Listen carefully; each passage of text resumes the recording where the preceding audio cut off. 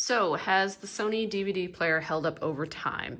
Yeah, for the most part, it has. It's very basic, very simple. You got your, regular buttons here. The tray still opens and closes.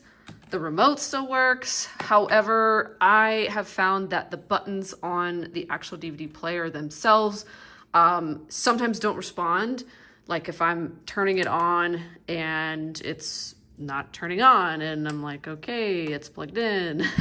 So I switched to using the remote to actually turn it on. And now you can see there's a little green light on. So for some reason, yeah, that kind of stopped working, but it's still functional. And then you've got your open and close on here, or you've got it on here. And this sometimes works, sometimes doesn't.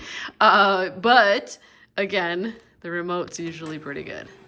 Yeah, so I'm not sure if, it could just be like dust up in here and, maybe that's causing the buttons to not work. But everything still is functional and it still plays the discs without skipping. And that was one of the issues I had for years with DVD players is eventually they would all start skipping and get dirty inside and whatever. So I think I've maybe used one of those DVD cleaners one time in here.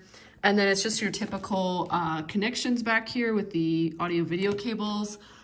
This particular model, just double checking here. Yeah, it does not have the HDMI for this one. So just a really basic, old school Sony DVD player.